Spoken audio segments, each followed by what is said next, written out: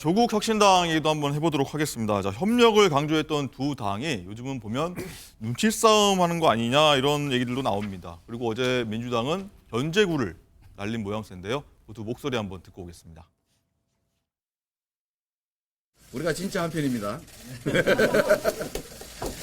아군입니다, 아군. 우군이 많으면 좋습니다. 그런데 아군이 더 많아야 합니다, 여러분. 반드시 민주당 아군들이 일당이 돼야 됩니다. 네, 유영호 대표님. 일단은 우군 조국 혁신당보다 아군 우리 비례대표가 더 많이 좀 뽑혀야 된다 이런 얘기를 했고 이번에 아예 우리 아군이 1등 돼야 된다 이재명 대표 이렇게 강조를 했는데 이게 이른바 민주당 몰빵론입니다.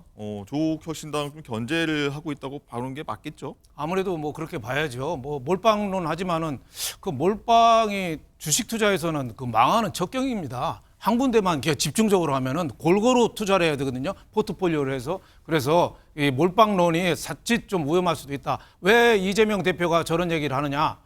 자칫하면은 조국 신당이 지금 자꾸 규모가 커지고 힘이 커지거든요. 네. 이랬었다 보면은 진보 진영 내부에서 균열이 생기면은 주도권이 조국 대표 쪽으로 뺏길 가능성이 있어요. 그래서 총선에서도 위험하지만 총선 이후에 야권 재편 때 자칫하면은 이재명 민주당이 설 자리가 좁아지게 마련이죠. 재편 때 문제도 그렇죠. 있다. 그런 문제 지금도 그렇고 앞으로 대권까지 가는데 가장 큰 장애물로 지금 조국이라는 어떻게 보면 신당이 좀 등장한 꼴이거든요. 예. 예상외로 좀 선전을 하기 때문에 그래서 아마 저는 4년 전에 이해찬 민주당 대표가 그런 얘기를 했어요. 열린민주당이 그때도 막 두각을 나타내서 지지율이 10% 넘을 때가 있었어요. 네. 그럴 때 이해찬 대표가 뭐라고 그랬냐면은 열린민주당은 무단으로 참칭하지 마라.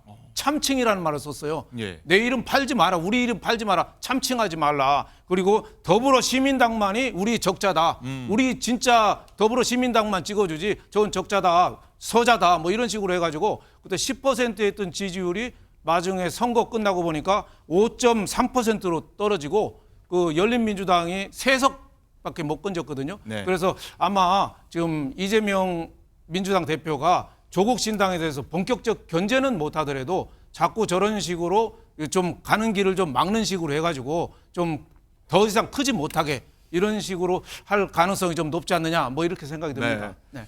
민주당 견제구 받은 조국 대표는 어떤 말 했는지 한번 듣고 얘기 이어가도록 하겠습니다.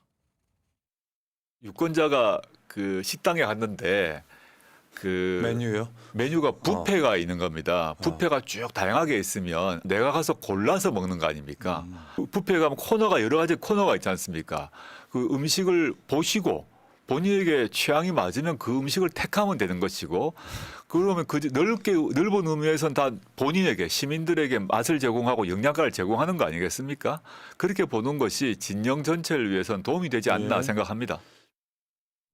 네, 박지영 부원장님. 일단은 조국 혁신당은 이제 골고루 선택하시라.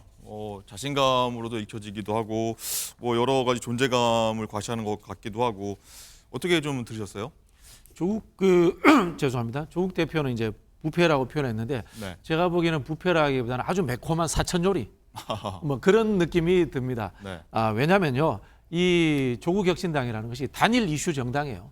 검찰 독재를 뭐 타도하겠다라는 네. 단일 이슈 정당이고, 그럼 이 단일 이슈의 목표가 달성되면 그때는 또 사라져야 되는 또 한시적 정당이기도 있습니다. 그런 측면이 있기 때문에 민주당 입장에서는 전략적 선택을 해라. 몰빵론이라는 표현은 좀 그렇고요. 제가 보기에는 전략적 선택을 해서 우리가 윤석열 정부를 심판하고 때로는 더 거칠게 몰아쳐서 퇴진 이야기까지도 합니다만은 결국은 국정을 잘 운영하고 국정을 숙권하는 정당이 어딘가라는 것을 이재명 대표가 저는 이야기하고 있는 것이다.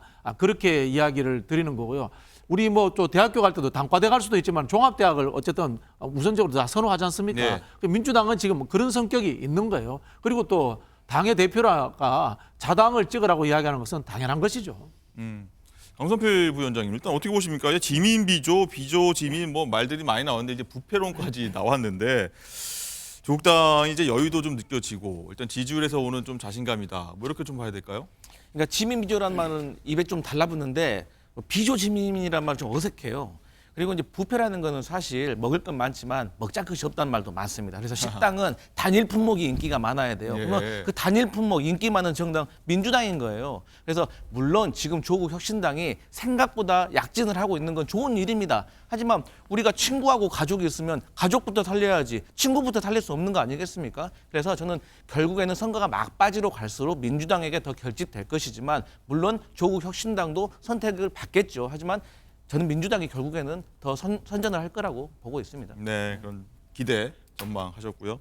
자, 그런가 하면 민주당과 조국혁신당 두 당이 이제 정권 심판으로도 경쟁하듯이 강경 발언을 내놓고 있는데 이재명 대표의 목소리도 한번 듣고 오시죠.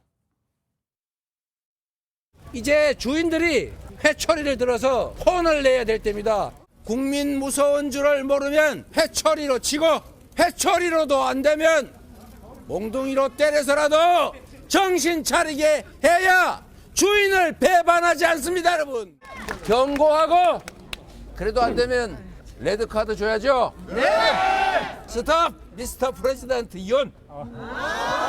야단 쳐서 안 되면 회초리를 들고 회초리를 들어도 안 되면 그 다음에는 해고해야 합니다. 국민을 겁박하고 억압하는 이러한 잘못된 모습들은 확실하게 책임을 묻고 해고해야 되지 않겠습니까? 너희는 왕이 아니다. 우리가 주인이다. 잘못하면 내쫓길 수 있다는 걸 보여주는 국민이 승리하는 날이어야 되겠죠.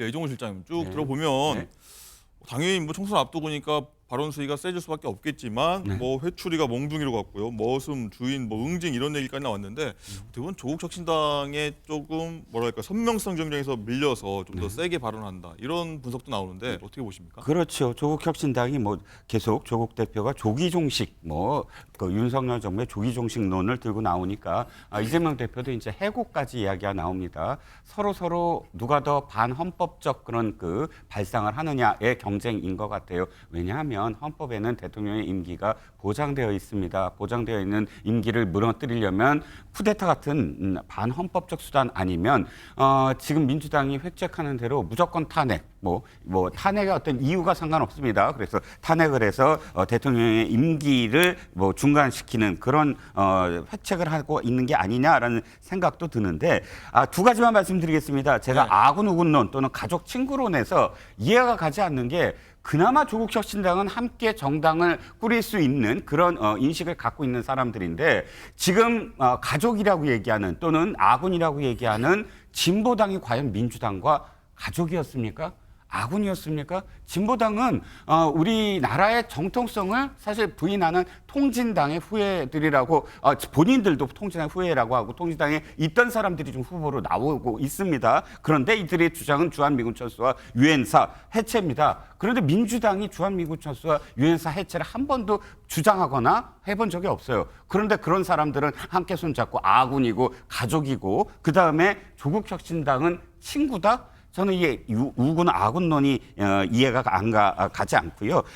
물론 경쟁을 하는 건 좋습니다. 하지만 정책에 대해서 비판하거나 혹은 앞으로 어떤 비전에 대해서 내놓거나 하는 포지티브한 어떤 선거를 치르려는 노력에 대해서는 제가 평가를 하지만 그럼에도 불구하고 두 당이 비례대표를 누가 더 차지하느냐의 경쟁을 그저 센 발언의 수위로만 느껴지는 그런 선거를 치르면 어차피 지금 그 강성 지지층을 서로 나눠 먹는 그런 어떤 형국밖에 되지 않을 거다라는 생각입니다. 네, 그럼 조국 대표는 어떤 공세를 폈을지 어제 한 유튜브 방송에 나왔다고 하는데 목소리 한번 듣고 오시죠. 탄핵을 하려면 또는 개헌을 하려면 반드시 200석이 필요합니다. 그거는 우리가 지금 200석을 얻을지 안 얻을지 잘 모릅니다.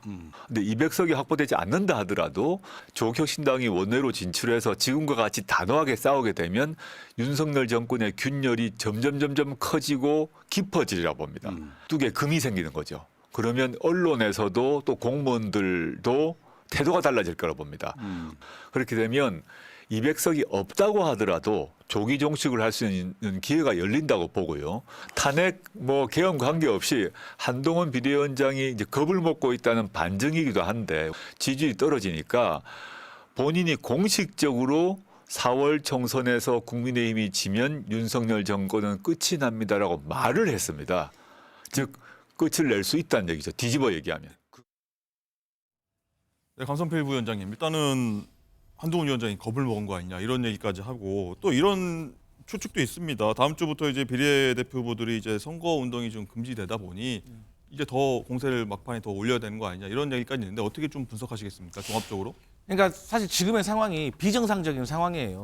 조국 대표라든지 조국 혁신당에서 순번을 정한 비례대표들 몇 면을 보면 사실 어떤 피의자 신분도 있지 않습니까? 근데 그럼에도 불구하고 조국 신당이 외치는 한 줄, 3년은 너무 길다. 왜 이러한 슬로건들이 국민들에게 지지를 받고 있는가에 대해서 저는 윤석열 정부와 국민의힘이 좀 자숙을 해봐야 된다.